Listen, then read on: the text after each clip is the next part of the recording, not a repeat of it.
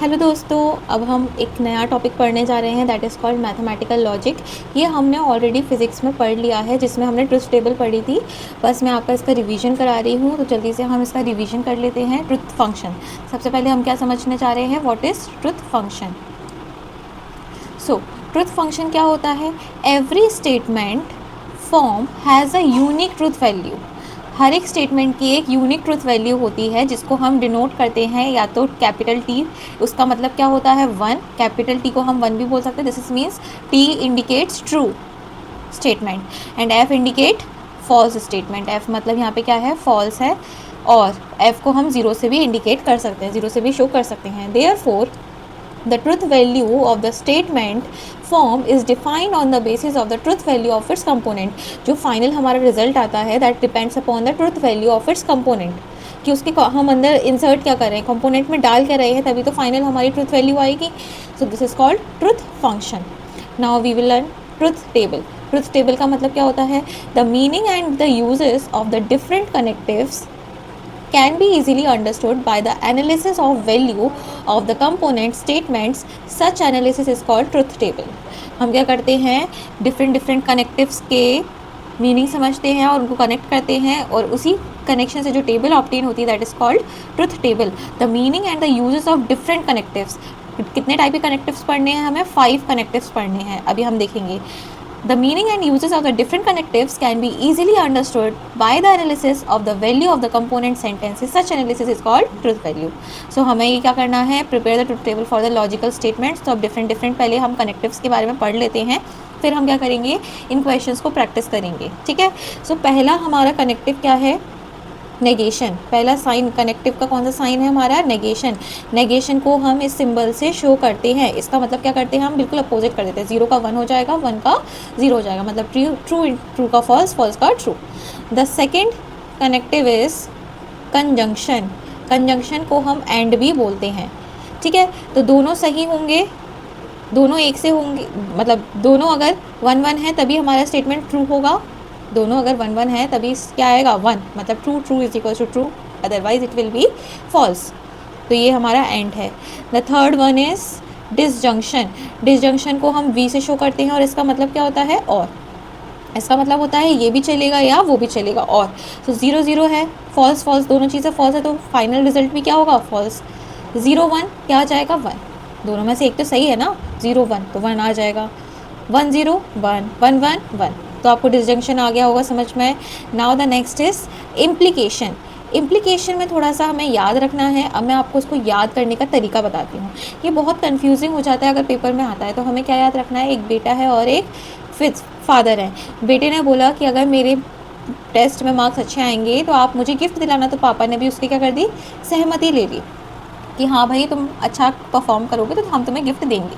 चल, तो 0 इंडिकेट मतलब उसने अच्छा परफॉर्म नहीं किया, तो उसके फादर ने भी उसको गिफ्ट नहीं दिया। तो ये स्टेटमेंट ट्रू है, दोनों सही बात है। उसने अच्छा परफॉर्म किया, उसके फादर ने भी उसको गिफ्ट दे दिया, और तो फिर ये दोनों स्टेटमेंट्स क्या हैं, ट्रू हैं। अच्छा, उसने अच्छा परफॉर्म नहीं कर पाया बट उसके फादर ने बोला कि अच्छा तुमने ट्राई तो किया, तो उन्हें उसको गिफ्ट दे दिया। तो ये भी स्टेटमेंट क्या है, ट्रू है, सही बात है। अब एक बात बताना, स्टूडेंट ने अच्छा परफॉर्म किया और फादर ने उसको गिफ्ट नहीं दिया, तो ये स्टेटमेंट तो फॉल्स हो गया ना। तो ऐसे करके हमें क्या याद रखना है, इम्प्लीकेशन, ठीक है।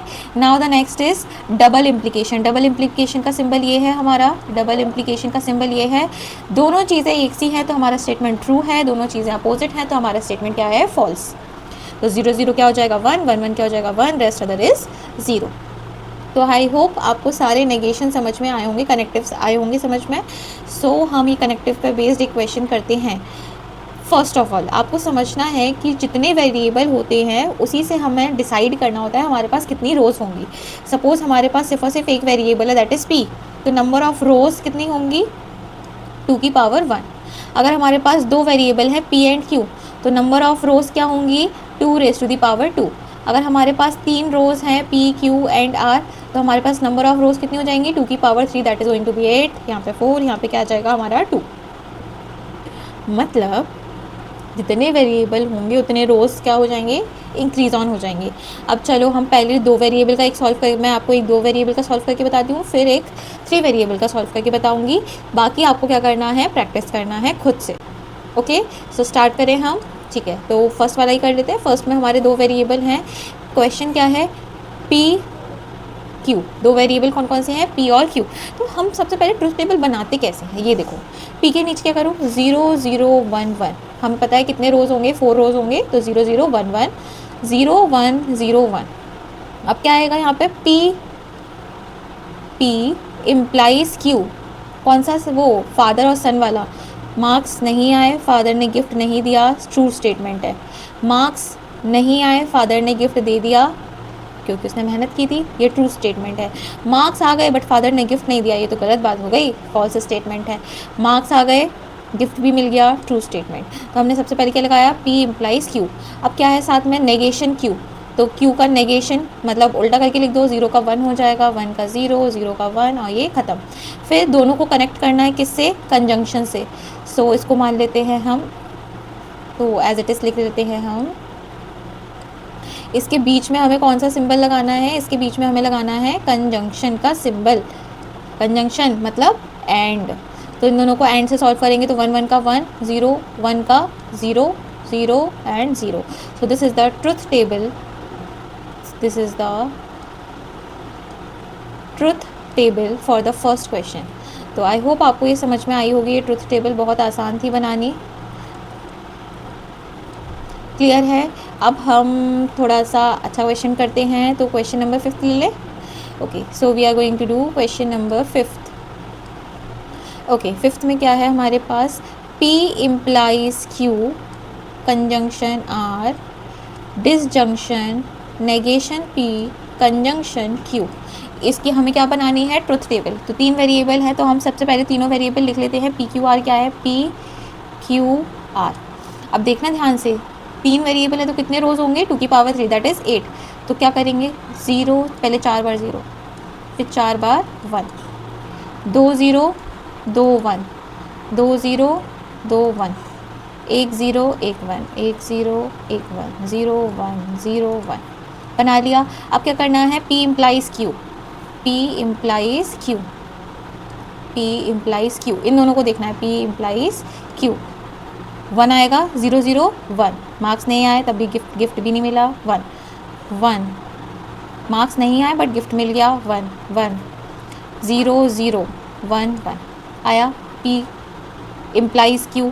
अब क्या निकालना है हमें, इसके साथ R के साथ क्या निकालना है, इसका कंजंक्शन।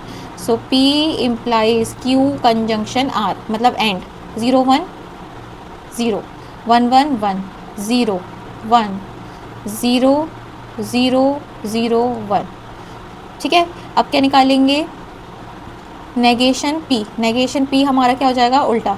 सो 1 1 1 1, 0 0 0 0। फिर क्या करना है, इसका नेगेशन P का और Q का क्या करना है हमें, कंजंक्शन। P और Q का क्या करना है हमें, कंजंक्शन। सो नेगेशन P कंजंक्शन Q। सो 0 1 0, 0 1 0, 1 1 1, 1 1 1, बाकी सब 0। आया समझ में। अब हमें क्या करना है, अब हमें करना है P implies Q conjunction R का डिसजंक्शन किससे, इससे। सो इन दोनों का डिसजंक्शन क्या हो जाएगा, इसको मान लेते हैं हम A, इसको मान लेते हैं B। So A disjunction B, A disjunction B, 0 0 0, 0 1 1, 0 1 1, 1 1 1, 0 0 0, 0 0 0, 0 0 0 and 1 0 1. So this is the truth table of the 5th question. So अब आपको क्या करना है, मैंने आपके लिए फर्स्ट और क्वेश्चन नंबर 5 करके दिखा दिया है। आपको सेकंड, थर्ड, फोर्थ, 6, 7 मतलब ये 5 क्वेश्चन की क्या करनी है, प्रैक्टिस। और अगर आपको ये समझ में नहीं आया है तो आपको फिर से एक और बार वीडियो देखनी होगी।